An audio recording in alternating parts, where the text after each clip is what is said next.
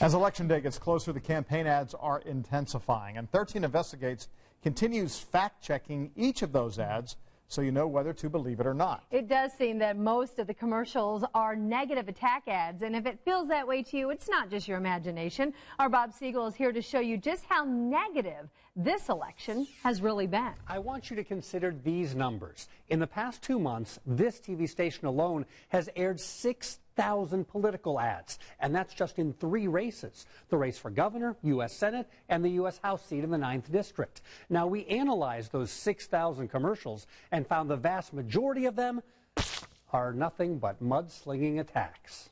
Simply unforgivable. He's in it for himself. If you're tired of hearing attack after attack, He cut a shady deal. Wrong for Indiana.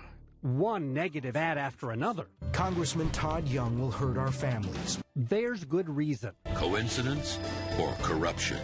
An analysis by 13 Investigate shows in the 3 major races, 76% of the ads include at least one attack, and 61% of the ads are strictly negative, never mentioning anything positive about either candidate. Revelations from the file on Todd Young. Some of the races are far more negative than others. In the U.S. Senate race between Evan Bayh and Todd Young, nearly 3 of every 4 commercials is a straight-out attack ad. If Evan Bayh wins, you can kiss your gun rights. Bye-bye. Combining ads from both the candidates and the political action committees that support them, about 60% of Evan Bayh's commercials are attack ads against Todd Young, and a whopping 90% of Todd Young's ads are attacks on Evan Bayh. These negative ads aren't just wrong.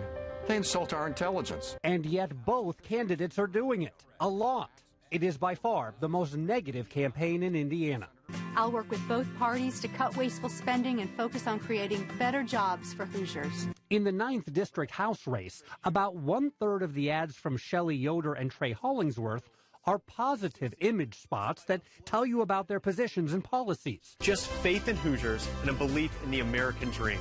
But ISIS barbarians want to destroy us, and Shelley Yoder would make it easier. Tennessee Trey Hollingsworth. We know Dad's money is trying to buy our congressional seat. the majority of ads, about 2/3 of them, still contain an attack. Wrong for Indiana. And in the governor's race, the biggest difference in styles between the candidates. John Gregg has accused Eric Holcomb of running negative campaigns. Eric Holcomb ran, quote, one of the nastiest campaigns in Indiana history. But it's actually Gregg who's been running the more negative commercials. 87% of his ads contain an attack on Holcomb, John Gregg proposed billions in tax increases. while Holcomb's ads attack Gregg only 47% of the time.